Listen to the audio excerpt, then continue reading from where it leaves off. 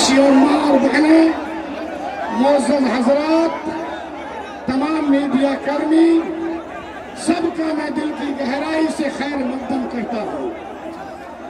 मुझे पता है कि आप अपने कायद बैरिस्टर असदुद्दीन ओवैसी साहब को सुनने आए हैं।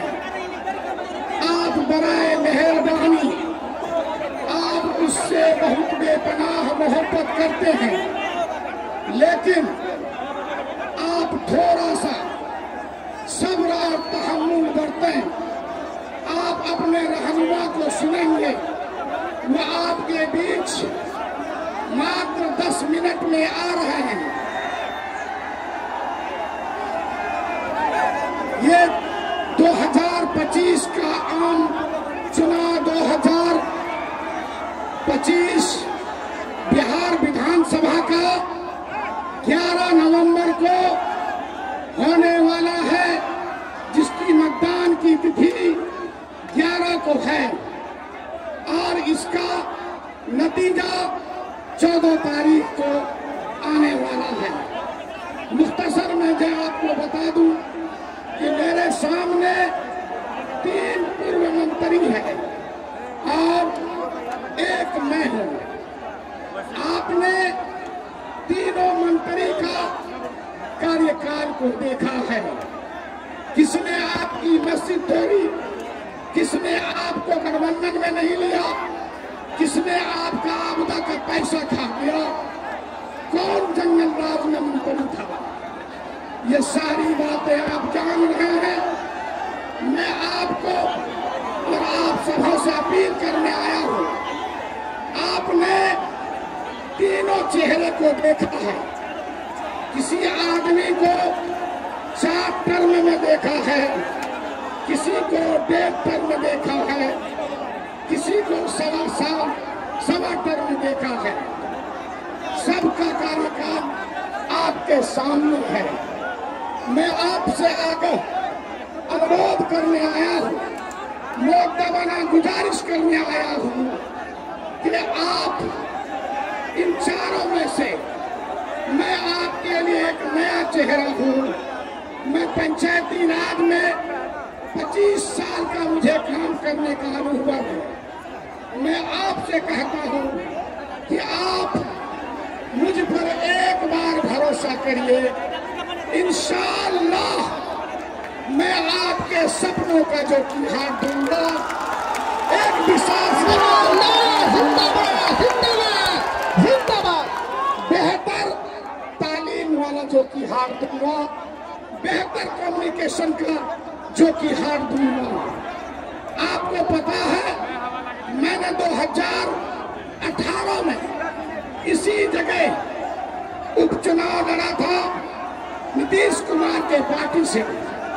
मैं उनके पार्टी में था, लेकिन जिस दिन यहाँ के सांसद प्रदीप कुमार सिंह ने कहा अररिया के मुसलमानों को अगर अररिया में रहना है तो हिंदू बनना होगा, मैंने उस दिन आहत लिया।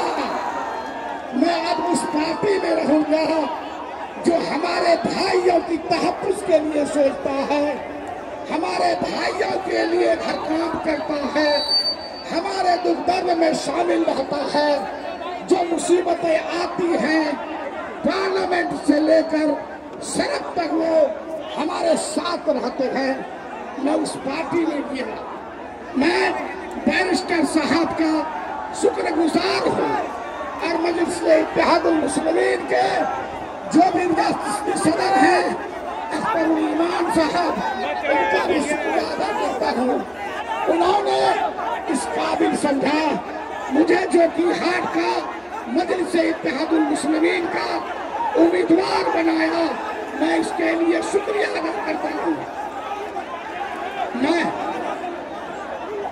आप सभी लोग पुरअमन माहौल में अपने कायद का सुनने आए हैं। कुछ बातें मैं बता देता हूँ कि आप सभी लोग बहुत जल्द उससे सुनेंगे। थोड़ी सी मेरी बात सुन लें। एक आदमी अभी हालिया जो मौजूदा MLA है वो आदमी कहीं न कहीं आपका सुखार का बार का 900 करोड़ रुपया बेकार किया है और वो कहता है कि मैं पैसे के बल पर वोट खरीद लूंगा। आप ये जानिए GR राशि के रूप में 6,000 प्रति परिवार को मिलता था, वो पैसा आपका था। अगर वो पैसा दे आप पैसा ले लीजिए, है आप वोट मजलिस को करिए। हम जहां जहां जाते हैं सभी लोग हमसे कहते हैं कि मुसलमानों का वोट का असली हकदार बैरिस्टर असदुद्दीन ओवैसी साहब है।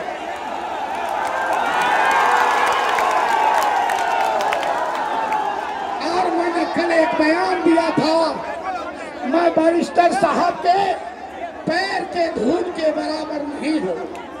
मैं जहां भी जाता हूँ बैरिस्टर साहब के नाम से वोट मांगता हूँ। आप मुझे कम देखिए, आप अपने बैरिस्टर साहब को देखिए, अपने कायद को देखिए, अपने रहनुमा को देखिए जो आपके लिए कुछ करना चाहते हैं, आप कुछ कर रहे हैं। आप बहुत ज्यादा उनसे सुनने के लिए परेशान हैं। आखिर में मैं कहूँगा, आपने तीनों चेहरा को देखा है, मंजर आलम को देखा है, सरफराज आलम को देखा है। मंजर आलम 6 साल के कार्यकाल में एक बार भी विधानसभा में नहीं बोला। और इस सभी लड़के को उतारिए भाई, मिलते काम के लिए भैया ऐसा मत करें आप लोग। अरे भाई सर बैठे। तो भाई जो 20 साल सरफराज आलम रहा, एक बार भी बिहार असेंबली में आपकी बात को नहीं उठाया, आपके दुख दर्द को नहीं उठाया। एक शहनवाज आलम है, 7.5 साल में एक बार वो बोला है। जो आदमी आपके लिए आपके सदन में नहीं बोलेगा वो आपका विकास नहीं कर सकता है।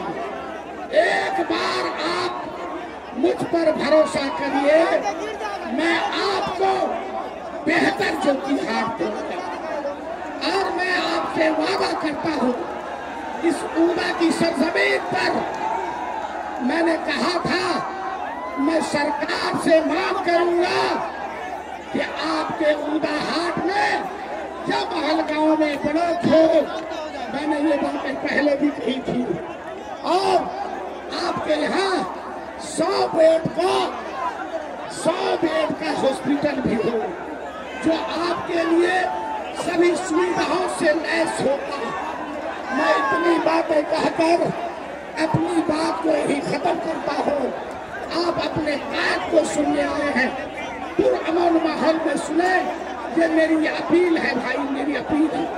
चलिए जय हिंद।